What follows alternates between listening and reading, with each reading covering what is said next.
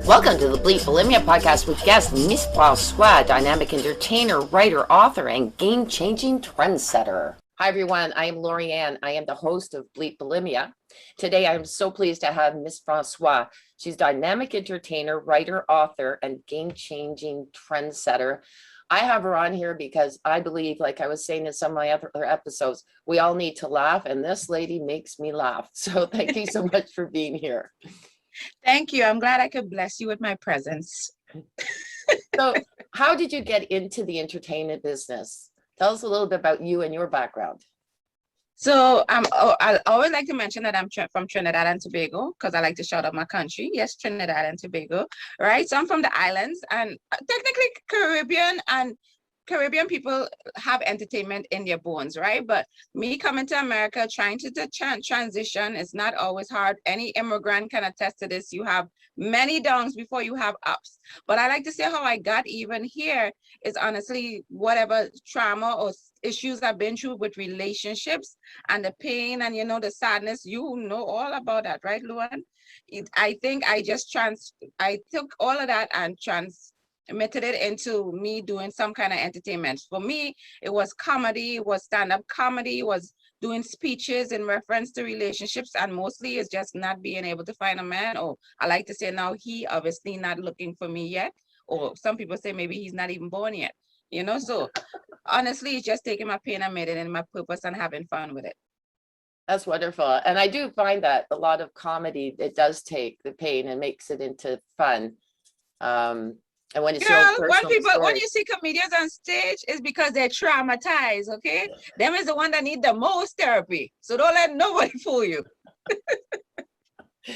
So in the way of relationships, so let's talk. I mean, we were talking off camera, so to speak, regarding, I was saying that, you know, I don't know how my ex-husband, I mean, he had a hard time dealing with my bulimia. And in a relationship, I would imagine there's different dynamics. Some are very supportive, some are just pretend it's not there, and some leave when they find out. So, well, I think your husband should be very supportive. I mean, honestly, you was saving him money. He didn't have to buy much food, right? Oh, for bulimia? Oh no, he did. Yeah. That's the whole thing. You have to buy more. Oh, you kept eating and then, oh Lord, well then you were costing him money. Yeah. And probably grief too, because when you're bulimic, quite often it does like affect your moods. So, you know, and that's something. So being someone like you, I mean, I can't understand why you don't have someone right now, because that's what men are looking for, and women too, is a good sense of humor, which I've gotten one now. People think is maybe I'm too overconfident, I'm too strong. You see, I can talk over you and talk over anybody, so they can't handle that. So I need a strong man or a strong woman. I'm leaning towards women these days. I'm getting desperate. But, but go ahead. Oh, that is really good. So you are an author too. Let's just talk about your book.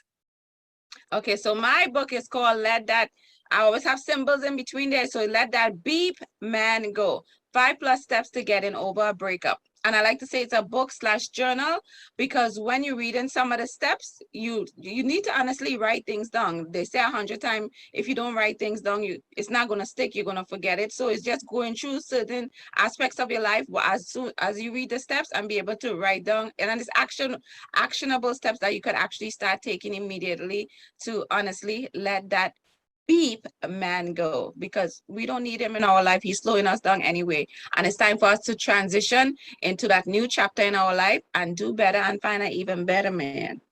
Right, Lorianne? I don't know.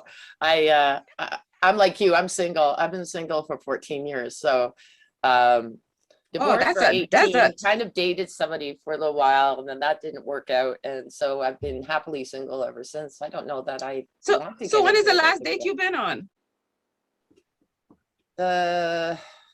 Oh, that's not good to start a sentence with Okay, I haven't had a boyfriend since 14 years ago, and okay, I'm not hanging out with you anymore. I had a friend 5 years ago, but we were just friends. But it was fun. It was like being a kid again. He lived across the street, and he'd go, do you want to come out and play? And I mean that literally. We would play games. Is this friends with benefits or friends? No, no benefits, just friends. Oh, okay. It was like when you were a kid. Right. And then he went and passed away on me, so that was kind of sad. That is sad.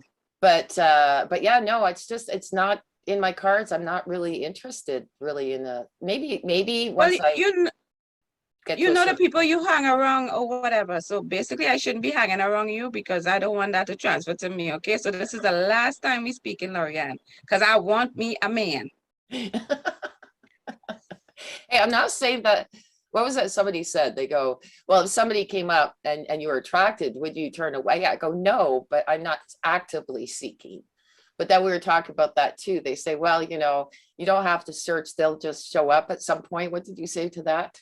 That's a lie. That's stuff people tell themselves to make them feel good. It's just like when people say, do you know 50 is the new 40? No, you 50 and you old. Just be in it and be happy in it. Like, stop making up. I always say people come with all these fancy sayings, oh, you can't have your cake and eat it too. So you want me to have the cake and watch it spoil? I don't understand. So I hate when people come with me these things. I'm like, do not come with me with these sayings unless you fully understand what you're saying. Because you know how you run on with these things since your grandparents and your mom tell you these things? No. 40 is not the new 20. My bones hurt. I can't drink milk. I get gas. I can't drink orange juice. It's not. At 20, you can eat anything. This is very true. I know, I'm pretty smart. Yeah, and I was, we had another podcast, and we were speaking to that, where, this, I tend to focus on women in their 40s, 50s, and 60s with that are still struggling with bulimia. And we were talking about the society and how it's really like changed things for women. Like you're saying, they're saying that, 40 is the new 20s, but part of that is, there's a lot of stuff out there that are making women feel that they have to be like the 20 at 40, the facelifts or all of the cosmetics that are being sold to women to try and look younger. Yeah, honestly, I'm sorry, my wrinkles are here to stay. I mean, and I'm not saying it's wrong for women who want to do that. I'm just saying is that, society, that the companies are gaining money from that, just like they do on diets. Yeah, of course. I mean, it's television. It's what you hear repeatedly and what you see repeatedly. So you are somewhat forced in a way to look a certain way, even act a certain way. You have to be 25 for the whole rest of your life. And again, it have a lot of people that's going to make those people rich. Maybe I'm in the wrong business, right? But that is, and that's fine if that's for you. But it also have the other same people like me.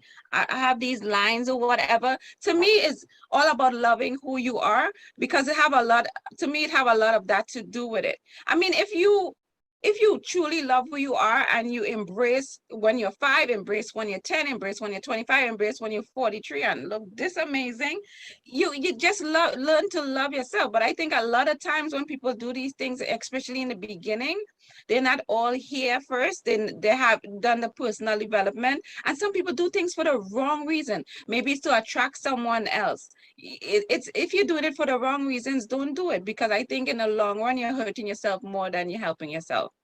Yeah, I was actually told I don't wear makeup. I choose not to, and I very rarely have. The odd time when I've gone out, I've worn it.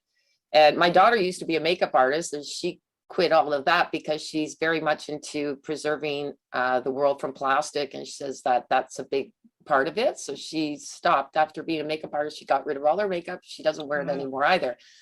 So, but somebody said, well, you really should get yourself all done up and, makeup to catch the guy. And I'm going, but then I come home and I leave my face on the pillow. And he has to live with what I'm looking like right now. I agree 1,000%. Right? People don't believe it, but I always tell people I actually hate makeup, right? But I think it's just part of my persona. But when I go to work every day, 5 days out of the week, I never have makeup on, right? So, but the reason I do it also for myself is, I said when I do go out to a nice fancy party, I put on a gown and I put on a makeup, you're like, bam! I don't want to walk in and look the same way every day, 24 hours a day. That's not exciting. Plus, it's the same thing. When you put on your pajamas, you feel one way. When you put on that nice fancy dress, that extra something, you feel all special, you feel dynamic, you feel amazing. So that's the same thing. I think it works with makeup. Some people live in it 24 hours a day. Me, I wouldn't suggest that because I've seen some people without the makeup. Ooh, child. I was like, oh no, your man should leave you. And I'm not That's like saying, trapping people.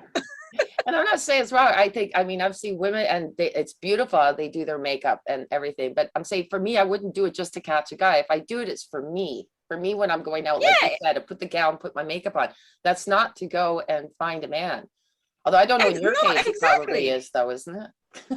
No, for me, I could catch a man anyway. It doesn't really matter. Like I'm amazing. I'm sorry. And honestly, I do like when a guy does hit on me. When like this morning I went running, like it's nicer when he hits on me and I just look the worst. Or you're going to the laundromat at the grocery store, like if he's seen you at the worst, just imagine when he see you all dolled up. That's kind of exciting to me. Exactly. You know? Exactly. So I totally agree with that. And then yeah, when they see you dolled up, it's like, whoa. They're like, I that's my didn't know. girl. Instead of, oh, that's my girl. No, and like I said, it's something for everyone. This is my choice not to wear it, but I just found it funny that it seemed like, yeah, the only way you're going to get a man is if you put makeup on him. Going, well, then I just don't want it. I think I did actually one of those videos talking about that on TikTok. Yeah. It's like, And I would say to each his own or whatever the case might be. But to me, it has a lot to do with you on the inside before you could do the extra on the outside, you know? so that would be, and you being a relationship expert, that would be a big part of, I would imagine, is that if somebody is going to get into a relationship, you have to be comfortable with yourself and love yourself. Because the relationship with yourself, I think, is the most important. But this is what I'm saying, Gil. I've been loving myself for so long. And again, I always like when people say relationship expert, I'm like, get it right, you know. I ain't a person relationship on staying in a relationship or finding a person. Again, I'm an expert at one at end. I can get you out of that quick with less tears. That's what I'm good at. But like I told someone, there's no shame in my game. Like a lot of women, you know, we independent, we confident. Oh, I don't need no man. I said, what? I said, correct, you don't, but I want one. So you could go all there with your big feminist thing and woman run the world, but you by yourself. You know, to each his own. I need a man to hold me, make me feel, you know, feminine and soft. Look, I need me a man, okay? So I love myself. So now I want a man to love me as much as I love me. Oh my, that's a lot of love. I love that. I love. So we have your book, and so it says you're a game-changing trendsetter. Do you have a few examples on that front? Yeah, because this is how that came about, right? Basically, anything I do, I just don't do it average. Average is, I don't know. So I'm next level. I'm like 120. You put me, I'm an expert also at following through because people always say one thing and they don't follow through. They, you know, they're always saying, yeah, I'm going to do this. But whatever I decide to put my heart into, my mind into, I just take it to the next level. Like I say, I did Toastmasters, right? If you ever watch a Toastmaster speech, sorry, Toastmasters, but some of them speeches is very boring. And everybody just have like, I'm going to speak today and everything is so proper or whatever. If you ever watched my winning speech in Toastmaster for New York, District 46, right? I just went the next level. And even in the beginning, I had people telling me, oh, that speech is maybe too much, or you can't use this in it. Maybe the crowd might be too white. Like people were telling me a bunch of stuff. Oh, that's too feminine. Like people were saying, and I'm like, I am talking about what I know. I'm being me. I'm always authentically me. I love myself and I love using my accent now. So I came up there and I did my own thing. I'm not gonna follow the follower. I'm gonna be a leader in anything that I do. Again, you have me. You lucky you. I'm here right now. I'm running this podcast, right?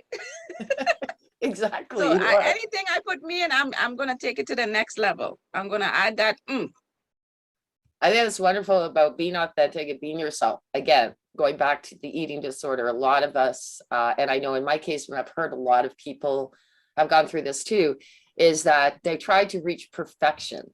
they try to be that perfect person, and they get lost, and they lose themselves. And in fact, sometimes even relationships can cause triggers on the eating disorder as well. And I am not saying get out of your relationship, but be aware of that. Strangely enough, it was after I divorced my ex-husband that I overcame my bulimia. I'm not saying That's what I was going to ask you. What was the trigger for you to stem from being bulimic for all those years to just switching and deciding to make that change? Yeah, it was, I just didn't feel that the trigger was there anymore. Like, and I just felt that, and it's I'll take responsibility for it. I always felt that he was controlling and intimidating. He may not have been as much as I saw it to be. And I felt like I had to be a certain way, and I was losing myself. And so it was, in fact, I was warned not to marry him from my first counselor, because it didn't start with him. It was just, I started like the year I met him, but just before that. But she says that he's a trigger, and he may not be the best person to marry. And so I did anyway. I was totally in love with the guy. I mean, that was, you know, somebody says I understand that. And then you were young and exciting and love, and so I'm not too smart. him. I'm not, and I'm not blaming him, but I would say I blame myself for the reactions to it. But the reality is that if you're with somebody and you feel that they are triggering the emotions that cause you to have your bulimia, you really have to look into that, and whether do you stay with them or do you go and get counseling for it. But be aware of it. You know, I really wasn't, although I was told, I was denying it, you know, that red flag. But at the end of it, I went, you know what? It's true. The trigger was gone. And I mean, I won't say that, you know, quitting bulimia was easy.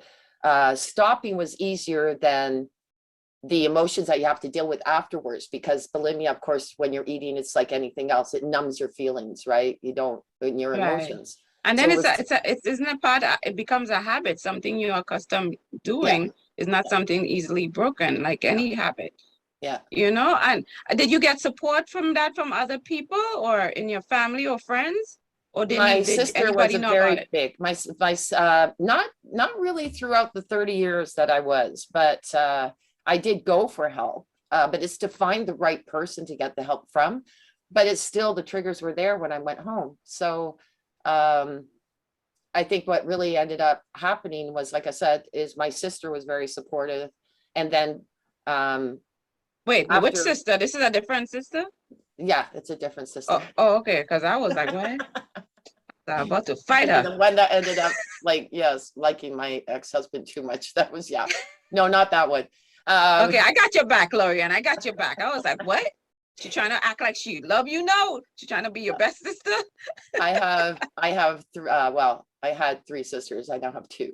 So it was my second oldest sister that was there for me, and really, really helpful in those particularly the first 3 months when you're going through emotions. You want to run to the fridge to numb them. So I would call her up, and she was so cool too. She'd go, you know, I understand. And if you do it, you know, don't be hard on yourself. And I'm going, no, you're not allowed. I'm like, you're letting me do it. Well, then I'm not going to do it. You know, it's like that reverse psychology. And that was very helpful. It really, really was. So, but yeah, so then of course, I mean, it's been great for me. I've taken some courses. Now I'm a bulimia recovery coach. And so you took your pain and made it your purpose. Because while we're going through something we really don't know why or how, and you don't even know how, if you're going to get over it. But it always amazes me when people take the pain and make it their purpose and they transition. You know, and sometimes you hear a lot of experts or therapists or whoever the case might be helping someone else, but they haven't even been through that or haven't had that in the family. So it's not like they can't help you, but the level of help that you can give is totally different from someone who has not been through what you've been through. Absolutely. And you're right too, because look at you were saying that, you know, your traumas moved you into the comedy. So you also did the same thing. Yeah, and it's amazing. It's like you come full circle, you know. Well, not a whole circle, because I don't want to come back there. So all right, 180. I made a 180, right?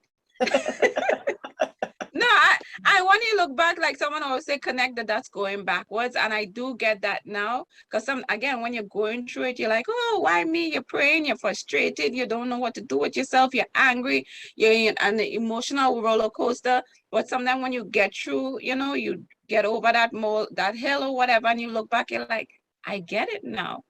Because where I am now, no one could tell me 5 years ago, this is where I would be, and I could honestly say I'm happy in the present moment. I don't know what tomorrow holds, but it's very hard to be present. So I am actually grateful for some of the things I've been through. Sometimes you want to go back and be like, if I had known, but sometimes we do know. Like you said, certain people could tell you, oh, you believe me, you need to get help, blah, blah. Don't marry that man. And I always say sometimes, even though we get the information, sometimes it might be coming from the wrong person. Sometimes we're not ready to receive it. It takes some people many years, right, Lorianne? Absolutely. But the point is, we're here now. We're supposed to be happy in the moment and continue to help others that want the help or maybe can't even help themselves. Absolutely. And it's so true. Like there's people who will ask me, and a friend of mine just recently that we lived in Reno together for, she was my best friend there. And she said, when I sent her this clip from bands that we were going to, which I was telling you about, she said, don't you wish that we could go back again? And so now that we know and make things better. And I said, no, because if I had not been with this, with my ex-husband, I wouldn't have the 3 beautiful children I have. I wouldn't go back and redo anything. But what I want to make sure of is that from today in the present and the future, that it's a better place. So, don't make the same mistakes and keep moving forward. But no, I wouldn't change a thing. I mean, I went through some tough times, but I look at it, I go, wow, that's what made me who I am. Exactly. Right. And it's only like when you're in a certain space in life, that's when you start to see it and you get the real light bulb. Because again, when you're going through it, you're like, no, why? Oh my God. But it's good to be at this moment and to be able to smile and be like, yeah, I'm okay with, I got 3 beautiful kids. Wait, any of them, how old are them? Because how old are the kids? Oh, they're all old. Well, I was thinking if you had a son, if I could get a husband. Oh, well, let's see. There's one 25, my son, 27, my daughter, and my oldest son is turning 32 on Sunday. Oh, he married? No, he has a girlfriend, but he's not married yet. You know what mom used to always say? He's still up for grabs, okay? That's what my mom used to say. But that's horrible. I wouldn't want to do that to another girl, like try to take her boy and man away. But they say sometimes when people in a relationship for a long period of time, honestly, is because they kind of holding on to see if they could get something better.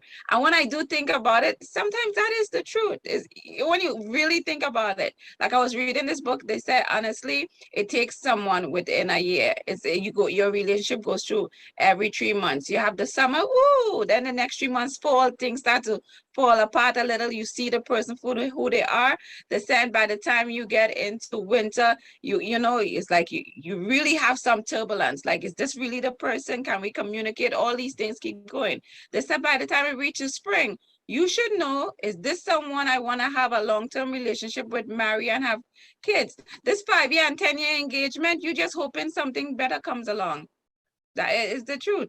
Especially when you get older and you have certain experiences. One thing when you're 16 and 25 and you're still figuring out life. If you 35 and you have figured out something or been through things, something's definitely wrong with you. So any man who is about to date me, because you're watching this right now, right? Within 1 year, honestly, most men know in the first few moments they meet you, like, this is the woman for me. Don't come with me thinking you're going to date me for 2-3 years, okay? Again, I have my eggs are numbered. So come ready to fertilize and come with the ring. That's a public service announcement. Oh, that is just wonderful. And you're right too, though. Like, I'm 58. So, if you were to date for 3 years, well, I personally, I don't want to get married again, but you sit there and you go like, I don't have time. If I don't feel it's the right person, then they're gone. Because I mean, I don't my time's limited now. I mean, I'm in the last Right. year of my life. It's So, so you know, sad. We wait so long to see like what it is. TD Jakes say we have 86,400 seconds in a day. And he put it to us like this. If I give you $86,400 in your hand and you had the whole day to spend the money, wouldn't you spend every cent and use it to the best of your ability? You won't leave it. You know, you need to, and because you're going to get the same $86,400 the next day. Because if you don't, you know, so when I see it like that, I was like, hell yeah, every second is important. The older you get, you see how much time is important. Everything else you can lose and get back. Time you cannot get back. So you use it wisely. Absolutely true.